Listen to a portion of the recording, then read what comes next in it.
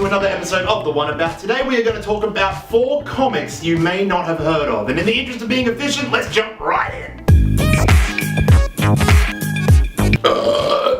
Now you're getting to peek behind the scenes here, but I actually am a bit of a pro wrestling fan. I have had a previous amateurly professional career in professional wrestling myself, but my love of professional wrestling started at a young age, normally around the same age as when I got into comic books. So it's not really that much of a big surprise that I got into this comic book, Andre the Giant, Closer to Heaven. Written by Brandon Easton and illustrated by Dennis Medry, honestly one of my favorite artists. If you've never heard of Dennis Medry, you actually need to look him up, because he's also the guy that's responsible for coming up with the greaser 1950s rockabilly Batman universe. I've even cosplayed as the Batman in the past. But anyway, about the comic. Andre the Giant, Closer to Heaven tells the story of Andre the Giant's rise. It's mainly biographical. It takes excerpts from his actual books and from stories of people on the road. It's an amazing project, and the thing that actually really sets it off for me absolutely is the artwork. Every single page has this color palette that creates this old-timey feel to everything. You really understand you're looking in the past on things,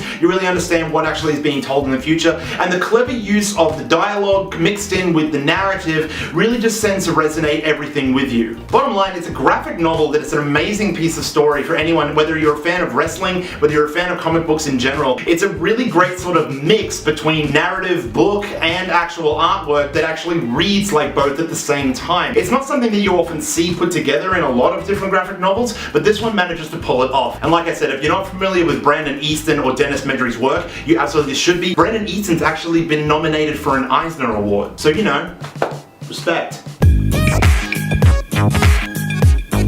Lady Killer by Joelle Jones and Jamie S. Rich. Telling the story of Jay-Z Shuler, who kind of looks like Jackie O. She plays this part of like this picture-perfect mother and homemaker, generally the sort of Stepford wife kind of thing going on in her household, but she has a dark secret. Josie Shuler is actually an assassin.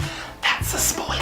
And like most great assassin stories, she kind of wants to get out of it, but then she's getting brought back in, and then there's double cross. It finds its mark hitting all the tropes of classic assassin tales, but it's absolutely gorgeous, thanks largely to Joelle Jones. Having worked with such material as Superman, Mockingbird, Tomb Raider, Joelle Jones really brings her own style and sense of flavor to this particular comic. Set in that late 50s, early 60s kind of period. Ronald Reagan's there, I think, if I remember correctly. It's really set in this very Americana time, and if you're a fan like I am of classic sort of rockabilly Americana, wow, I'm actually really following a theme here. But if you're a fan of all that sort of stuff, then you'll really actually love this. I grabbed it day one it actually came out, purely for the artwork alone. If I had to slant towards why I'm selling this more than anything else, it would be the actual artwork, but the story just hits all the notes perfectly. There's nothing really wrong with it. My only complaint was that there wasn't more to it. I can't wait to see another Lady Killer, and I really hope it's a success.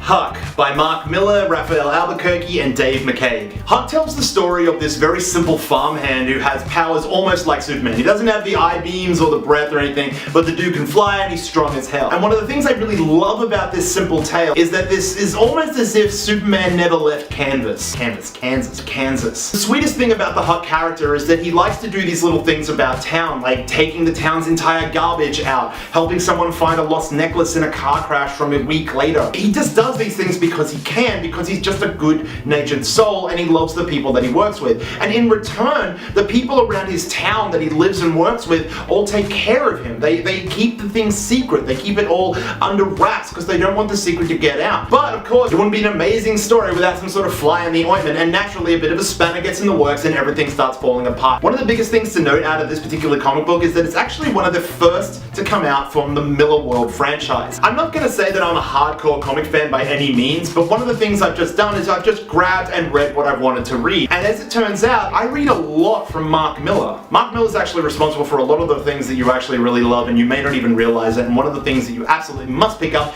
is Huck. Absolutely phenomenal. Plus, one of my favorite things, there's a character that kind of looks like me. Look, he kind of looks like me. He needs to wear glasses.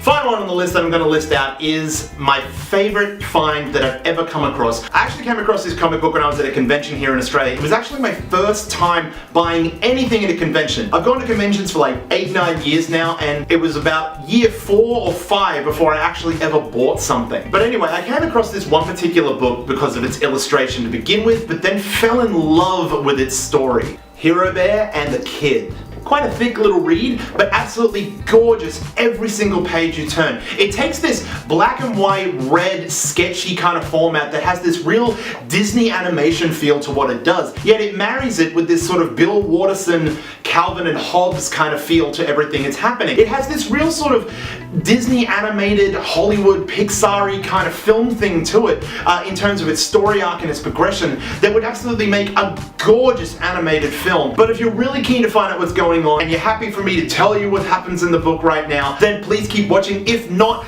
please skip forward exactly 1 minute from now. You ready?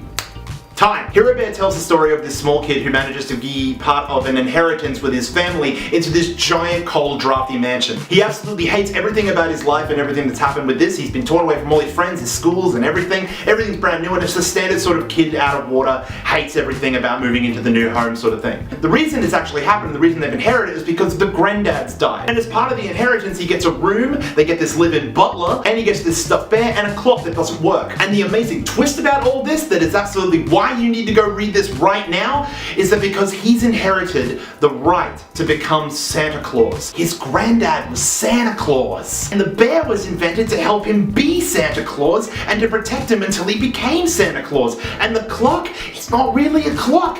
The clock actually detects who's naughty and who's nice. It's amazing. But yeah, anyway, that's exactly why you should actually check it out, because it is amazing. And like I said before, the animated style of the way it's drawn, these sort of old-timey Disney sketches that sort of come out from it, it's absolutely gorgeous. Please, please, please go find it, pick it up. It's amazing. Mike Crunkle's Hero Bear and the Kid. But that's it for me this week, guys. I hope you actually enjoyed this little one. If you have any suggestions for really obscure or out there comics out there, please list them below. Let me know. But that's about it, so I don't know why you're still here.